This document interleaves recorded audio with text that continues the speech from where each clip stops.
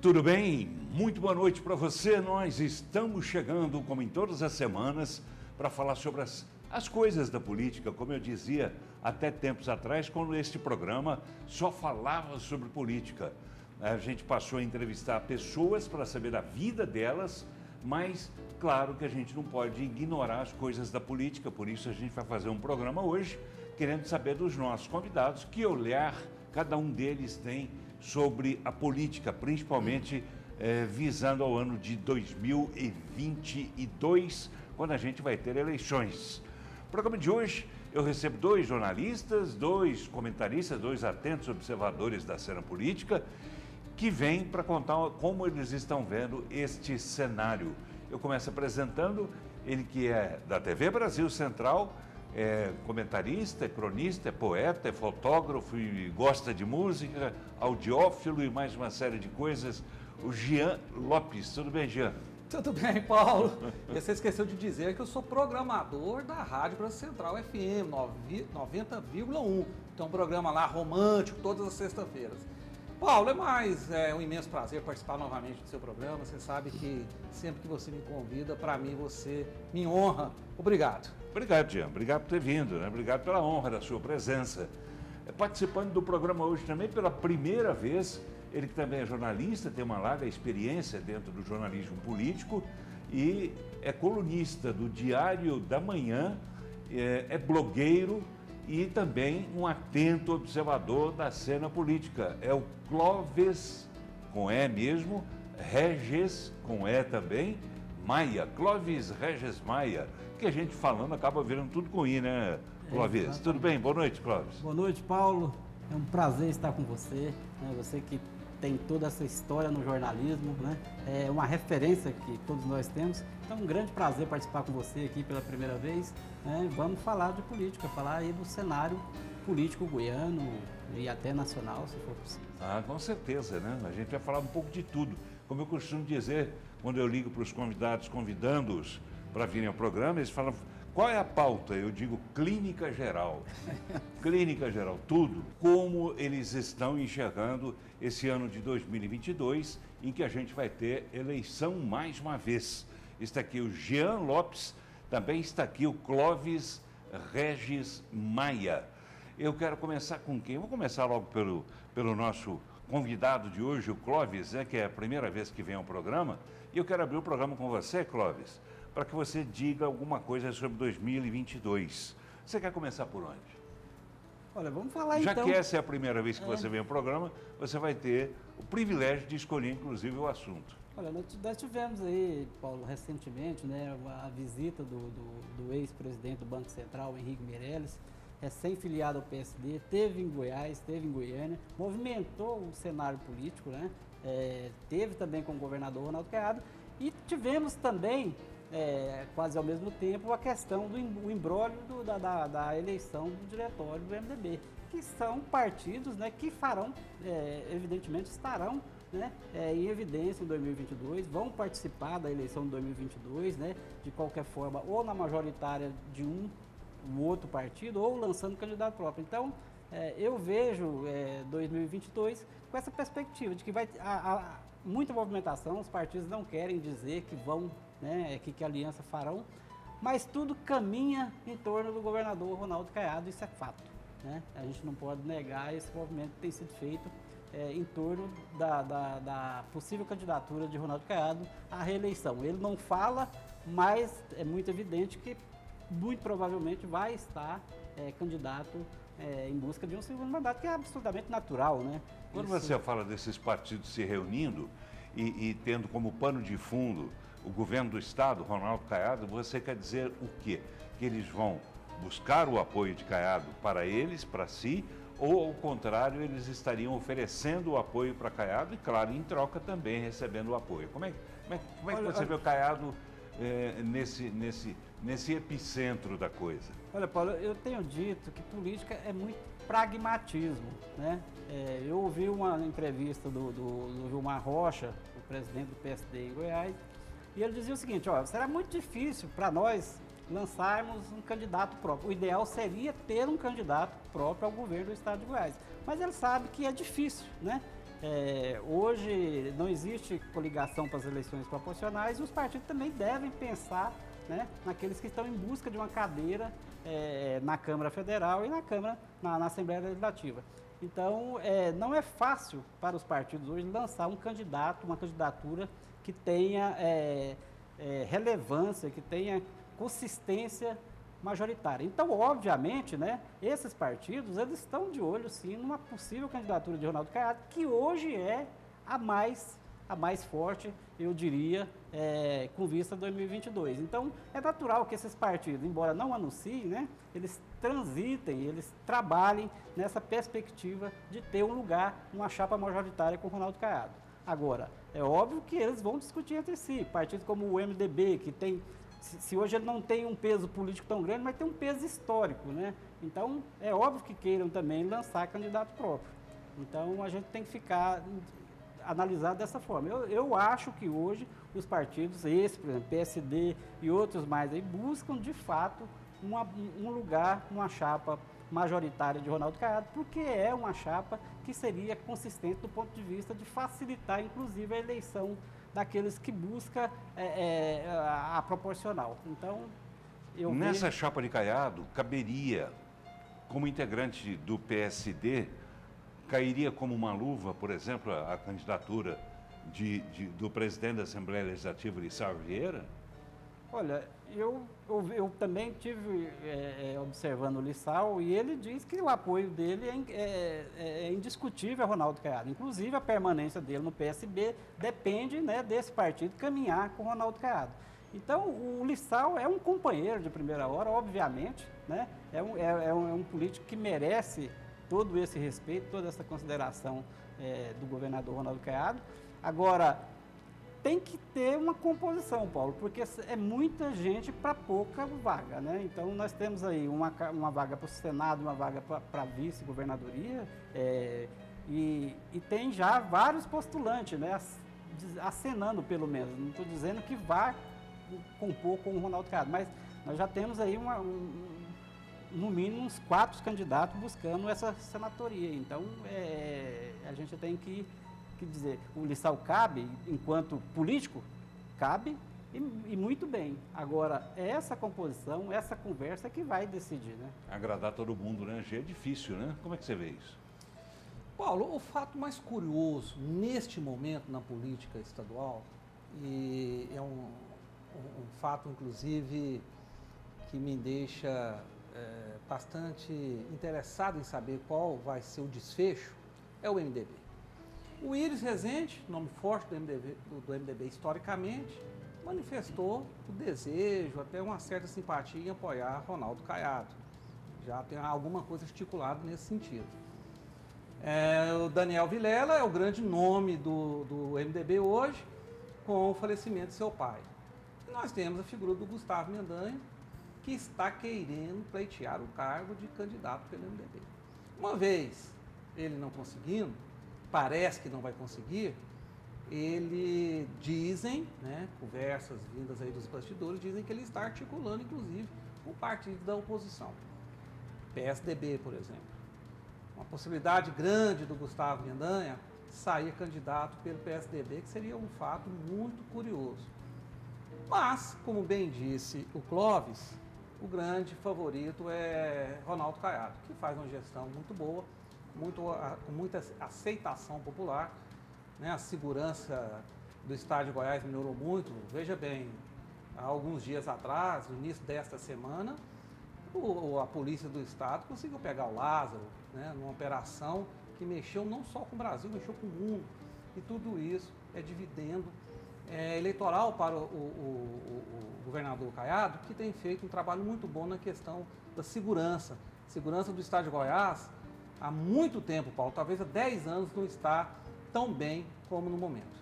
Tá, você fala sobre a possibilidade de Gustavo Mendanha ir para o PSDB. Conversas de bastidores aventam essa possibilidade. Também já ouvi isso, mas aí eu quero saber de vocês como é que ficaria Marconi Perillo. Ele desistiria de vez de ser candidato ao governo do estado ou ele ainda assim viria como candidato a alguma coisa, Clóvis?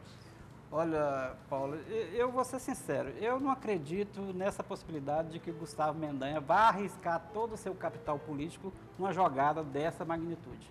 O Gustavo Mendanha, como bem disse o prefeito Luiz Rezende, quando lá esteve, né, em 2020, né, ele enxerga no Gustavo Mendanha uma grande liderança do MDB.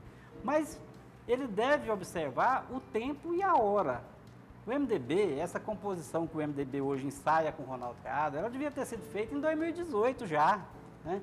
Porque o Daniel Vilela tivesse composto com o Ronaldo Caiado em 2018, a história hoje seria completamente outra. O MDB de lá para cá, dada aquela aliança que não foi feita, o MDB ficou menor. O MDB perdeu todas as cadeiras na Câmara Federal, né?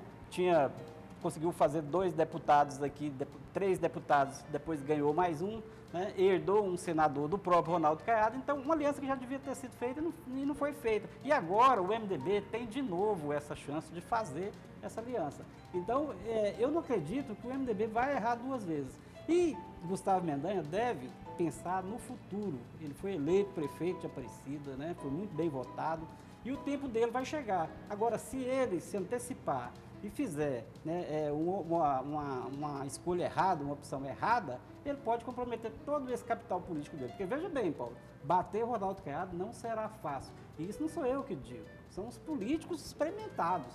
Então, se sai, enfrenta o Ronaldo Caiado e perde, Gustavo Mendanha ficará 4 anos sem mandato. E aí? Mas veja bem, Clóvis, esse capital político que você diz do Gustavo, claro, ele foi muito bem votado nas últimas eleições. Porém, ele já não está sendo tão bem avaliado assim como prefeito de Aparecida. Muitos problemas na cidade, eu faço o Jornal Brasil Central todos os dias, a gente percebe muita reclamação do povo daquela cidade. Né? Ruas esburacadas, ruas escuras, a criminalidade aumentando, questão da vacinação, Paulo, Aparecida está bem aquém de outras cidades do estado de Goiás. Nós temos cidade, o último número, a última informação que eu tenho é que enquanto Aparecida tinha vacinado 18% de sua população, primeira dose, tem municípios de Goiás que estão chegando a 40%. Né? Anápolis, por exemplo, tem um índice excepcional na vacinação. E Aparecida, que é uma cidade com uma pujança econômica espetacular, com a vacinação tão baixa. E por que não se fala a respeito disso? Ou pouco se fala a respeito disso? Provavelmente por interesses, né? Interesses de muita gente. O Gustavo Mendanha tem sim uma ambição de ser o próximo governador de Goiás, eu não tenho dúvida disso, eu discordo do Clóvis nesse sentido. O entrave para ele se candidatar é apenas um, Daniel Vilela. Iris Rezende não é entrave para ele, porque o Iris Rezende abandonou a política no sentido direto, né? Hoje pode até estar nos bastidores. Então, eu acredito que, uma vez lá dentro do MDB, o Gustavo ultrapassando Daniel Vilela na preferência dos seus parceiros de partido, ele vai ser o candidato. Ô Clóvis, me explica uma coisa, você que é bem informado sobre as coisas da política. Esse capital político que você se referiu, do Gustavo Mendanha, não tem muito a ver com o fato de que ele soube, de alguma forma, não vou insinuar nada, mas de alguma forma ele soube trabalhar bem, né? Por exemplo, a Câmara de Vereadores da cidade. Ele não tem um opositor dentro da Câmara de Vereadores. Né? Ele não tem, vi um comentário seu outro dia também falando sobre... Os líderes de bairro, todos eles são funcionários da prefeitura. Ou seja, ninguém se opõe a ele naquela cidade. Tem a ver com isso? Com certeza, Paulo, porque veja bem, ele soube construir toda essa aliança e toda essa governabilidade dentro da região dele, né, de Aparecida. Tanto que chegou nas eleições de 2020, praticamente não existia adversário, né? Foi lançado um candidato, depois desistiu, depois veio a candidata, né, num ato até heróico, foi para a disputa. Mas o resultado... Agora, o Gustavo Mendanha, ele vem, né, ele herdou de Maguito Vilela, né, o município, ele é afilhado de Maguito Vilela, então tudo isso deu a ele essa visibilidade em Aparecida. Nós devemos, assim... Deu uma aura, digamos assim, Exatamente. de que Agora, ele era muito bom. Agora, nós como analista, como, né, e desapaixonado, uma análise desapaixonada, o Gustavo Mendanha tem o direito de pleitear, sim, tem o direito de viajar ao Estado. Agora, ele tem que ser bastante inteligente para não se queimar politicamente, né? Mas, Clóvis, como que ele vai se lançar candidato lá em 2022, né, sem uma pesquisa qualitativa, uma pesquisa que dê a ele condições de analisar a sua possibilidade, né, de pelo menos chegar no segundo turno, né? Será que ele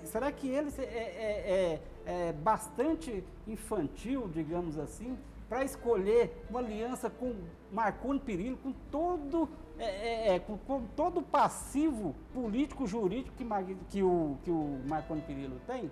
Então, eu não vejo o Gustavo Mendanha. Eu acho que a briga interna pelo poder, ela deve acontecer mesmo, né? Ele chama o Daniel de irmão, é outra coisa que eu acho, assim, que de repente ele romper com o Daniel vai ficar muito ruim para ele, porque ele tem deixado claro que Daniel é o seu irmão, que vai seguir com o Daniel e tudo. Então, eu acho que no momento certo, o Gustavo terá o juízo, né, que precisa ter para esperar a sua vez. Essa não seria a vez dele ainda. Não, novo. Eu absolutamente não é, Paulo. Seria Essa isso. vez, eu diria o Dizem seguinte, isso também de Daniel. Quer dizer, os dois são muito novinhos, vão ter que esperar chegar a hora deles. e eles podem esperar, porque eles têm esse tempo, né? Agora, veja bem, como que você vai para o embate com o Ronaldo Caiado? O Ronaldo Caiado foi eleito no primeiro turno em 2018, pegou um estado absolutamente quebrado, respondeu à altura já no primeiro ano, né? O Estado vinha de uma série histórica de déficit orçamentário. No primeiro ano, o Ronaldo Caiado já quebrou essa série histórica. No segundo ano, também tivemos aí um superávit orçamentário, né? A segurança pública visível, ele diminuiu absurdamente os números da violência em Goiás, né? Roubo de carro caiu 78%, crimes dolosos contra a vida caiu mais de 50%, então isso é visível. Descentralizou, começou a descentralização da saúde. Então, veja bem, Ronaldo Caiado tem hoje, e como o Jean já colocou aqui, a avaliação de Ronaldo Caiado é muito boa, né? E ainda não chegamos na hora de fazer a campanha. Então, quando tudo isso for mostrado, né, dentro de uma campanha, Ronaldo Caiado é um governador municipalista, ele vai ter essa capilaridade no interior, coisa que o Gustavo Mendanha sabe que não tem, né? O MDB hoje tem 29 prefeituras, 3 apenas de alguma expressão. Então, é muito difícil você bater Ronaldo Caiado hoje, repito, não sou eu que digo não, o Vilmar Rocha disse isso, o Elias Vaz disse isso, né? Então, o Ronaldo Caiado hoje é muito difícil ser batido numa eleição para governador. Então, eu não vejo o Gustavo Mendanha jogando todo esse, quando eu digo capital político, que ele tem dentro do município dele, né, na região metropolitana, fora. Vai ter que ter mais paciência, né, O Jean? que ele falou é o que seria racional. Mas a gente sabe que quando a pessoa ambiciona o poder, às vezes ela deixa de ser racional. O Gustavo Mendanha mostrou o seu cartão de visitas como oposição ao governador Ronaldo Caiado, quando o governador colocou aquele decreto de fechamento, né? As cidades do entorno de Goiás todas acataram, Goiânia capital e as outras cidades acataram, menos ele, que não seguiu o decreto, inclusive fazendo um conflito imenso com o decreto da própria capital, né? Já que as duas cidades são emendadas, né? Ligadas uma à outra, divididas apenas por uma avenida, a Avenida Rio Verde. E ali ele mostrou o que já foi uma forma dele fazer campanha para as eleições 22. Aliás, ele tem sido um prefeito talvez um pouco distante do seu povo, porque ele está muito mais preocupado em articulações políticas, pensando em 22, do que em governar a cidade de Aparecida. É assim que eu vejo, Paulo. Isso deu mal, né, nessa tentativa, né, de enfrentamento, né, com o Caiado, porque logo depois ele convocou, ele publicou uma nota dizendo que estava convocando os prefeitos da região metropolitana de Goiânia para discutir a extensão desse fechamento do comércio. Só que depois não deu em nada também, quer dizer, ele mostrou ali que ele não tem essa força toda junto aos prefeitos, pelo menos aqui da região metropolitana. Não é? Criou uma confusão danada. Eu me lembro, no meu programa a gente falou sobre isso, né, e foi assim, meter os pés pelas mãos literalmente. Ele não foi feliz, não teve estratégia, foi mal aconselhado, mal assessorado, né, e ao que parece, você sabe quem é que assessora o Gustavo, não? Olha, eu não Sem fala- querer expor ninguém, Não, claro, sem não, querer criar casos com ninguém, mas eu acho que o Gustavo ele hoje, tem uma assessoria? acho que o Gustavo hoje está naquele momento assim de estar pisando meio alto, né? Sem ouvir, eu acho que as pessoas que estão ao redor dele. Esse caso da pandemia aí, por exemplo, eu digo, Paulo, sem medo de errar, por tudo que nós já temos visto, nós estamos há mais de um ano de pandemia, quem tentou se capitalizar politicamente em cima da pandemia se deu mal. Né? Porque nós não temos resultado bom em lugar nenhum. Né? O Brasil teve uma coordenação muito ruim, péssima, horrorosa, que resultou aí em mais de 500 mil mortes. Então, prefeito que bater no peito hoje, eu acertei, não acertou. Não que não tenha tido a vontade de acertar, a gente tem que considerar aí o que foi feito tentando acertar, como o Ronaldo Caiado fez no início da pandemia, que foi crucial, né? Quando o Ronaldo Caiado decretou naquele momento o isolamento, foi crucial para que o Estado tivesse condições de aparelhar o seu sistema de saúde e pudesse, né, ter UTIs para atender a população. Se não tivesse sido feito daquela forma, nós teríamos um colapso no sistema de saúde. Agora, Goiânia e Aparecida são cidades conurbadas, eles deveriam, a região metropolitana inteira, não deveria ter que cada um ter feito uma coisa, né? Deveriam ter sentado, a medida que para Goiânia tem que ser a mesma para Aparecida, não tem outro jeito. Então, prefeito hoje dizer, meu modelo israelense, meu modelo, não acertou e não adianta tentar capitalizar. E a prova está aí, né? As pessoas continuam morrendo, os leitos estão cheios e nós continuamos errando. Por quê? Por vaidade política de alguns. E você disse bem, Paulo, porque foi o Gustavo que procurou o Ronaldo Caiado para estabelecer um decreto único na região metropolitana. E quando foi decretado, feito, que Goiânia aderiu, ele lançou outro. Aliás, o Então, governador... quer dizer, nós ficamos assim, foi um espanto geral, mas o cara pede que o governador estabeleça um decreto único. Senta, conversa. E depois, quando sai da mesa, ele vai lá e diz, não, o meu 2, modelo... 3 dias depois ele estava mudando de ideia. E aquilo foi ridículo. Eu fiz críticas a ele naquela época lá e sei que ele não gostou, mas eu fiz críticas, na minha opinião, bastante pertinentes, né, corretas, porque foi tudo publicado na imprensa, né, que ele queria fazer esse fechamento junto com o Caiado. Quando o Caiado resolveu decidir que iria fechar, ele não fechou e depois quis ter a autoria da história, né, Jean? Assim como a questão de vacinação também, agora é uma briga boba, né? Umas brigas bobas, é uma disputa também política. E ele, na minha opinião... Ele querendo dizer que foi ele que sugeriu a vacinação dos jornalistas, por exemplo, quando foi o Ronaldo Caiado que determinou, né, que a Secretaria Estadual de Saúde... A própria compra de vacina, né, a Kilaued, que estava fazendo um consórcio para comprar vacina, quando se sabia que não existia vacina para vender em lugar nenhum do mundo. Então, também foi uma jogada política que tentou se capitalizar em cima disso, mas que também não deu certo. E como eu disse, a pandemia, nós estamos perdendo para a pandemia, né? Deveria haver ainda hoje esse comprometimento dos prefeitos da região metropolitana de fazer esse acordo, né? Cidade como Goiânia e Aparecida principalmente, não pode ter 2 modelos de isolamento, Paulo. Sim, Jean.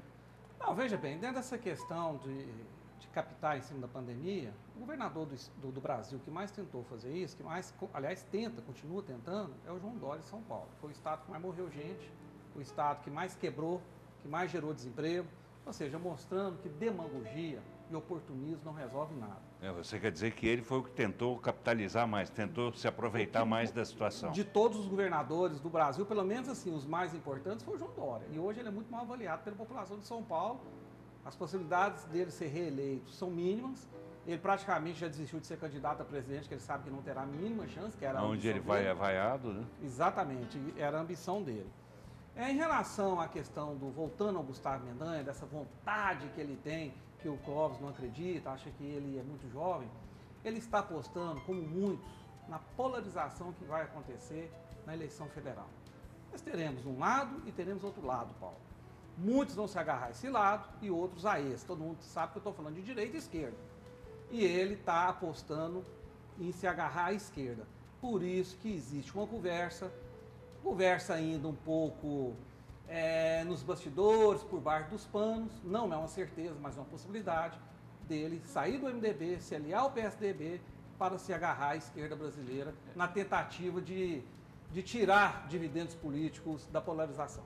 PSDB que, convenhamos, né, não é bem esquerda, né? Embora o nome do partido remeta à esquerda, né? Partido da Social Democracia, quer dizer, de social, de esquerda não tem nada, né? Quer dizer, Fernando Henrique, sim, ele pessoalmente, particularmente Fernando Henrique, tem, pela paixão que ele tem pelo Lula, já fica claro. Né? O PSDB, historicamente, né, ele é um partido muito mais de centro-direita ou de direita. Né? Como você disse, a pessoa do Fernando Henrique pode até ser que seja mais progressista, mas o partido não. Né? O partido sempre foi, a ideologia do PSDB sempre foi mais à direita, sempre foi a economia de mercado. Eu discordo, eu penso que o PSDB sempre foi uma esquerda, digamos, mais light, mais moderada. Ou mal disfarçada. Mal disfarçada. Ela tinha, entre aspas, um certo acordo com o PT, dois partidos que nasceram juntos, vieram do mesmo grupo político, né? Enquanto um radicalizava para um lado, o outro tentava fazer o contrário, ser a direita. Só que era uma direita à esquerda, né? Era o máximo, aliás, que o pessoal da esquerda aqui no Brasil sempre desejou, foi que o máximo de direita possível fosse o PSDB. O partido que criou o MST, que incentivou o MST, que acabou com as faculdades no Brasil. Depois o PT veio e terminou o serviço, né? Mas quem começou a fazer das faculdades no Brasil o que a gente vê hoje, que são péssimas, foi o PSDB, ou seja, a gestão do PSDB mas o PT, foi uma gestão de esquerda. O PT, que eu me lembro, criou 140 universidades federais. Né? Com nenhuma qualidade, né? O que você chama de qualidade no ensino universitário superior no Brasil? Por exemplo, a pessoa sair de lá sabendo ler e escrever o português corretamente, coisa que não acontece na maioria das universidades federais. Mas não acontece em nenhuma, isso acontece em todas, né? Quer dizer, a questão de alfabetização, você não pode pontualmente dizer que isso representa o que é bom e o que é ruim. O que, de fato, essa nova política, né? Essa nova direita, que chama de direita, que eu acho que nem direita esse radicalismo que tem no Brasil hoje, Paulo, que eu vejo é exatamente isso aí, de criminalizar o ensino superior. Por quê? Porque para essa turma neoliberal, o que você precisa ensinar a pessoa para o mercado. Você não tem que ensinar ninguém para atividade acadêmica. O que você acha que as universidades têm que ser formadoras de militantes de esquerda? Não respeita a academia. A academia, ciência. Então isso aí fica muito patente nessa ideologia que hoje, né, boa parte dos brasileiros, aliás, agora hoje uma parte mínima ainda defende. Porque ensino superior é ensino superior, né? Quem cursou sabe. Você, ou na área de humanas, ou na área de exatas, ou outras, você sabe. Só um minuto. Então, e precisamos formar, Paulo, eu acho o seguinte, que toda nação ela precisa formar acadêmicos. É na academia que se pensa o futuro, é na academia que se pensa... Você tem razão, mas um acadêmico precisa ser preparado, ele precisa saber ler, ele precisa saber escrever, interpretar. Por exemplo, a Universidade Federal de Goiás só tem doutor ensinando. Ele precisa sair formado como um profissional da faculdade, inclusive das faculdades públicas, que ele é financiado pelo povo brasileiro, então ele tem que ser formado e muito bem formado para dar retorno ao país que lhe deu a oportunidade de estudar, e é o que não acontece nas universidades, na maioria, não estou dizendo que são todos, claro, né, mas na maioria... Mas a gente vê muitos casos, né, de universidades patrocinando eventos, patrocinando cenas chocantes, né? Quer dizer, uns congressos em que se discute o sexo dos anjos, né, para não dizer coisa pior, né, que só formam pessoas que estão ali para fazer... Se a gente for parar para ver, se a gente for parar para ouvir, por exemplo, essa ministra, né, que tem aqui no Brasil, a Damares, num relatório que ela faz sobre, por exemplo, o que se pratica dentro das universidades, é uma vergonha. Até agora não foi desmentida, né, então é uma vergonha. Agora, só para a gente encerrar esse bloco aqui, eu quero voltar quando você diz que PT e PSDB surgiram do mesmo ramo e são irmãos. São co-irmãos, nasceram ali no final da ditadura, são irmãos, nasceram no final da ditadura. O PSDB ficou mais ligado às elites intelectuais, e o PT mais ao operário, mas ao mesmo grupo. Mas não custa lembrar também que Caim e Abel eram irmãos, né? Exatamente, mas E deu no que deu. Na realidade, um matou o outro, o PSDB e o PT não se matam, eles se alimentam. Não se matam? Não se matam, eles se alimentam, eles fingem que se matam, né? É a famosa teoria das tesouras, né? A gente vai concorrer um com o outro o tempo todo, mas sempre vai estar eu ou você lá no poder. Aí, de repente, surgiu algo inesperado, que foi a figura do Jair Bolsonaro. Clóvis Regis Maia, que é colunista do Diário da Manhã, é blogueiro. Você tem um blog? Quer deixar o endereço? Tem um blog, o Opinando, o endereço é nosopinando.com.br. Nós Opinando. Isso.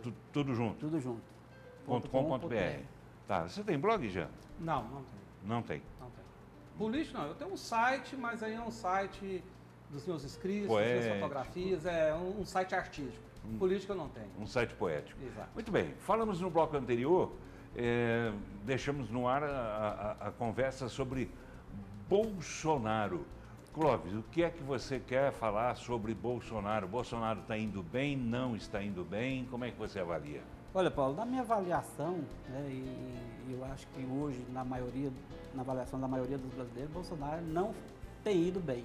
Bolsonaro foi eleito com um discurso, né, de anticorrupção, um discurso liberal para a economia, né, de várias reformas.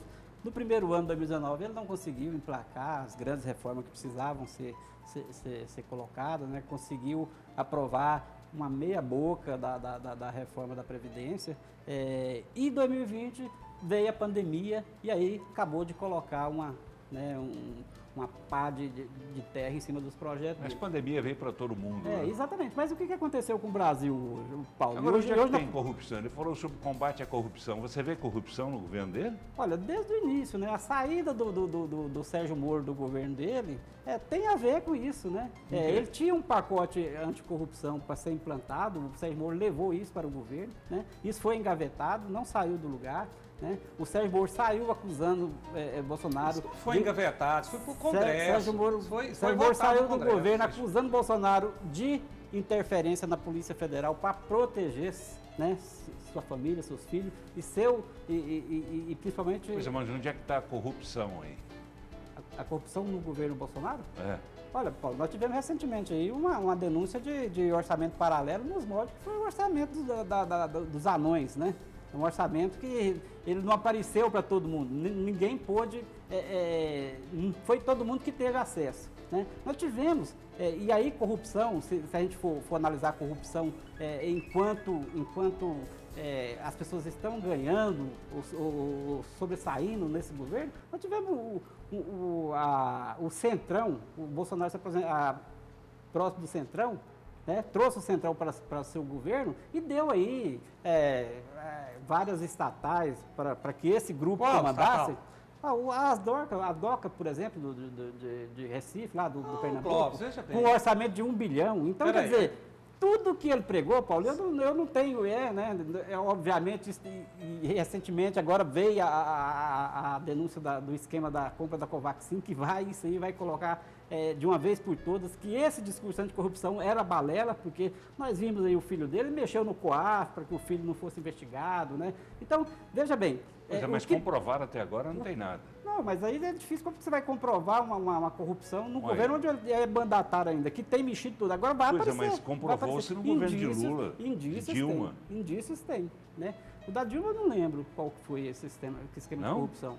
Né? O do Lula, todos aí foram, o processo foi anulado, quer dizer...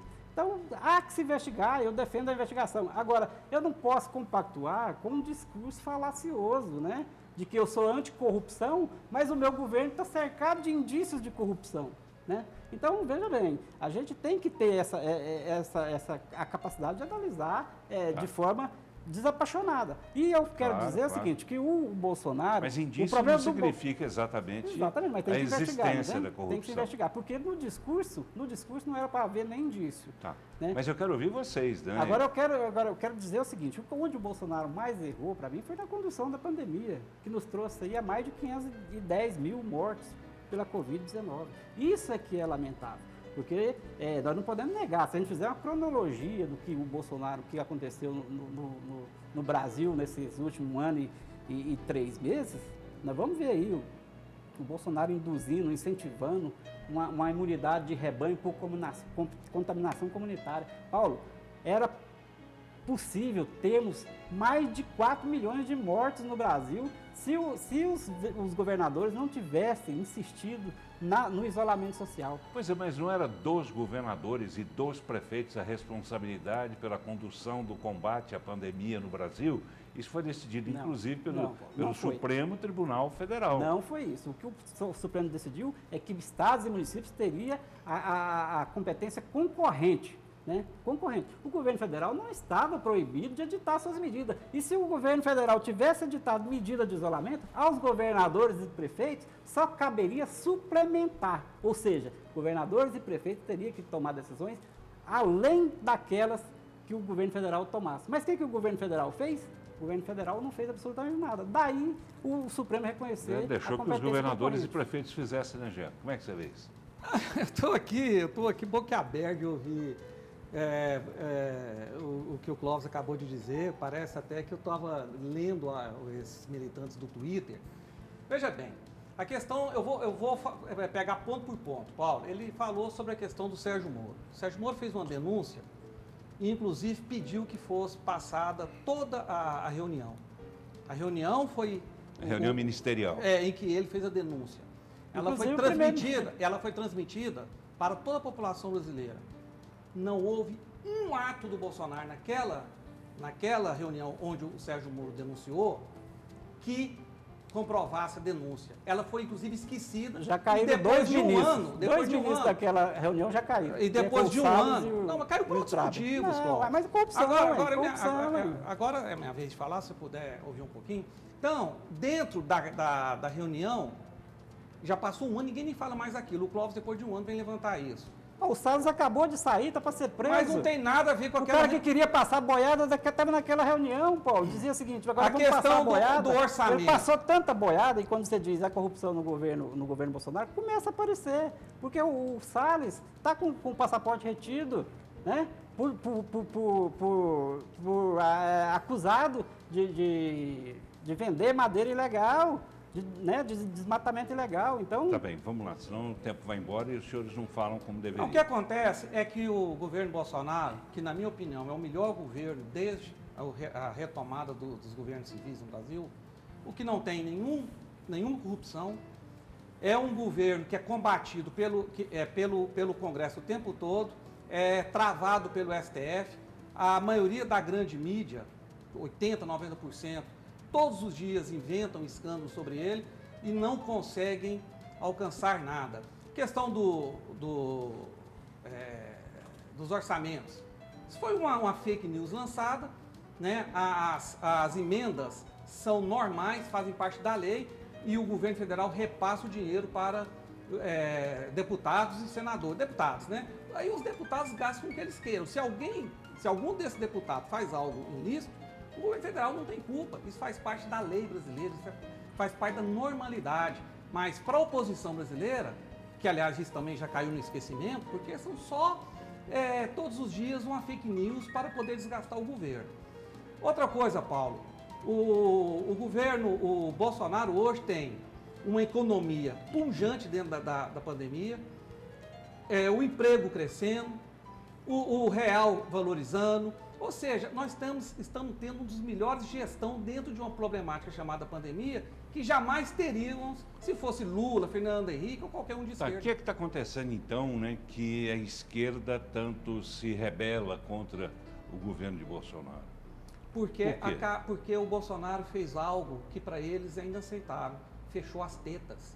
Não tem mais dinheiro para grandes emissoras de TV, para grandes jornais, para artistas, a Lei Rouanet está fechada. Os sindicatos não têm mais dinheiro, as ONGs não têm mais dinheiro. Ou seja, toda a esquerda brasileira e sobretudo, a grande parte da mídia brasileira está sem as tetas estão fechadas, é isso. Tá bem. Eu acho que a gente falou pouco da política local. Vamos falar um pouco mais sobre isso? Vamos. Vamos? E eu queria dizer, já voltando, Paulo, se você me permite, falando do Gustavo. Que eu queria voltar no Gustavo. Eu acho que a gente está falando demais dele, não está não? Não, mas pode falar, só para pontuar. Porque esse risco de ele sair para ir para o PSDB, eu queria me focar na fala dele próprio, né? Que quando ele disse lá na reunião da eleição do diretório do MDB, ele disse o seguinte: aqui se pratica a democracia interna. Ou seja, eu compreendi que se o MDB decidir por uma aliança com qualquer partido que seja, com o próprio Caiado, ele deve admitir. Foi o que eu senti dele. Então, eu acho que o MDB poderá sim ser pacificado e buscar um lugar, né? Ou se tiver condições de lançar o seu candidato, tudo bem, mas se não tiver, ele vai buscar uma aliança que seja com o Caiado e Gustavo Mendanha vai aprovar isso, sim, porque ele se disse democrata. Mendanha iria junto com essa aliança? Foi o que ele declarou. Olha, nós aqui nós praticamos a democracia, então, a democracia interna. Então, eu subentendi, né, que ele admite respeitar a decisão que o partido tomar. O partido, inclusive, nessa eleição agora para o diretório estadual, inclusive, recorreu à justiça mais uma vez, né? Assim como já havia acontecido, até tiro dentro do diretório, numa outra eleição para a presidência do partido. Quer dizer, isso não é bem uma prática da democracia que a gente possa aplaudir, né, Jean? Não é, e é claro que eu não acredito nisso que o Clóvis está falando. Isso é, na minha opinião, uma situação totalmente fantasiosa. O Gustavo Mendanha, que faz uma má gestão em Aparecida, é oposição ao governo do Ronaldo Caiado, está pleiteando sim uma eleição em 2022, mas talvez seja uma eleição em glória para ele, porque ele não vai conseguir. O Ronaldo Caiado, a meu ver, é imbatível aqui em Goiás, né? Ele tem a simpatia, ele tem a aprovação da população goiana, da maioria da população goiana. Quem mais que poderia vir aí como candidato ao governo do estado para entrar nessa disputa, Clóvis? Olha, nós temos aí o Jânio Darro, né? É um que já se lançou candidato, agora vai depender... Pelo PSDB, não é isso? Pelo Patriota. Ah, sim, pelo Patriota. Agora vai depender de como esse Patriota vai se comportar também, porque houve aí uma briga, né, interna do Patriota, inclusive o atual presidente nacional, o Adilson Barroso, ele foi suspenso por 90 dias, porque ele teria feito a manobra para receber Bolsonaro e seus filhos. Então, isso desagradou, né, os demais integrantes do Patriota e houve esse afastamento do Adilson lá.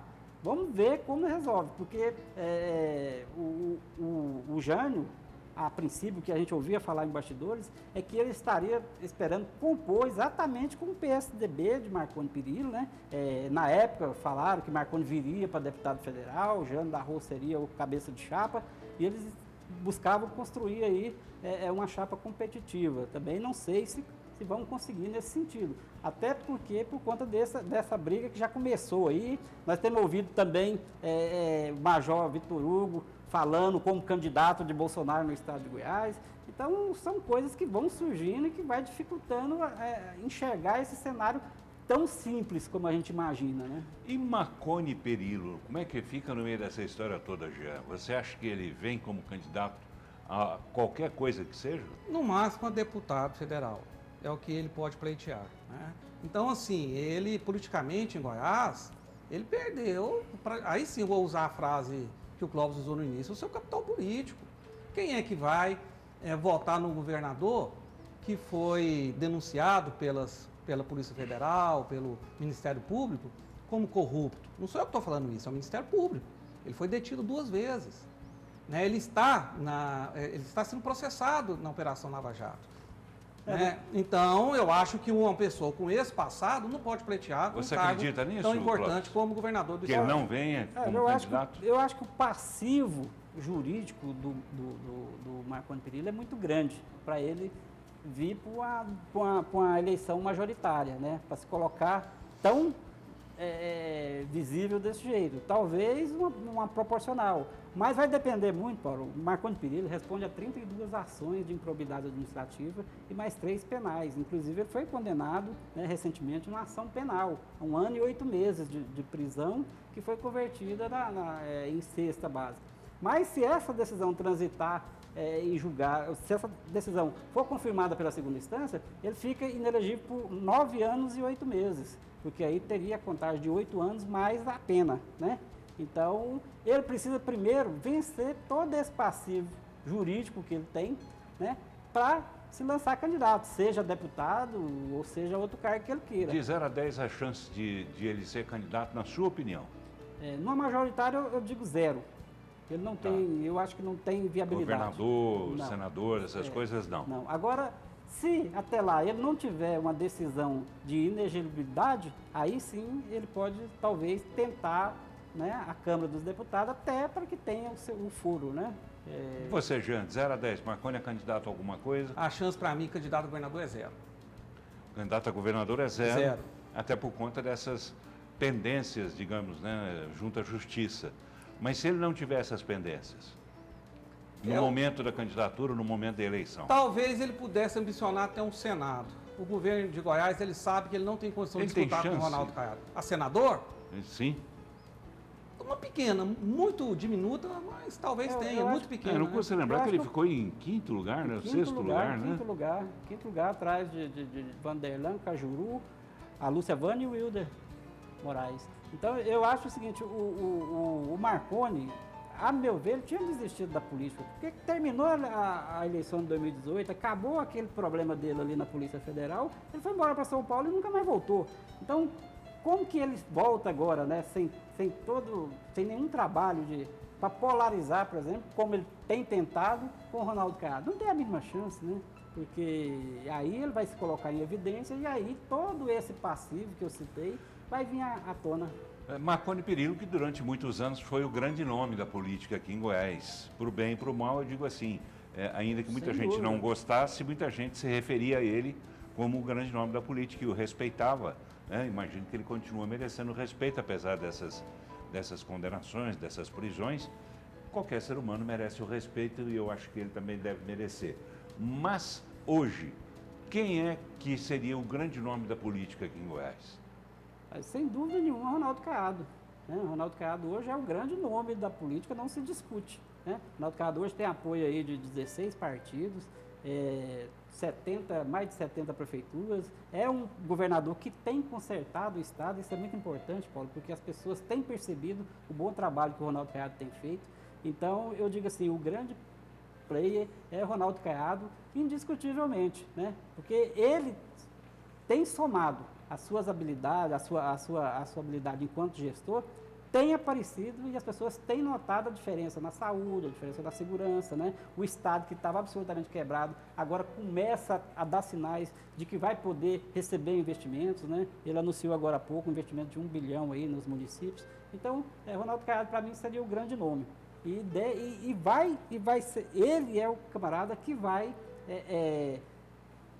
que os outros vão orbitar, né, em torno dele, porque querem uma chapa majoritária forte, até para disputar as proporcionais. Para você, Jean, quem é o grande nome da política em Goiás hoje? Com o afastamento da política do Íris Rezende, eu não acredito que o Ronaldo Caiado seja o maior nome. Ele é o único grande nome. Só existe um grande político hoje em nível nacional, dentro do estado de Goiás, e para mim esse homem chama-se Ronaldo Caiado. Tá bem, então, para a gente fechar o programa, em torno do nome dele que deve orbitar a próxima eleição. Sem dúvida. É isso. Sem dúvida. A gente volta lá ao começo, né, quando você disse isso, né? E é exatamente, Paulo. E aí eu acho que o Ronaldo Caiado tem um problema bom, né? Você sabe, no futebol, quando o cara tem 5 craques para escalar e só pode escalar 2, né? Disse que ele tem um problema bom, né? Então, o que o Ronaldo precisa fazer agora, o Ronaldo Caiado precisa fazer agora é exatamente isso. É que tem muito postulante, né? Nós temos aí, se a gente for observar, nós temos que sinaliza, não estou dizendo também que a gente faz aqui é conjecturas, né? Mas nós temos aí nomes como João Campos, nós temos Henrique Meirelles, né? Nós temos Daniel Vilela.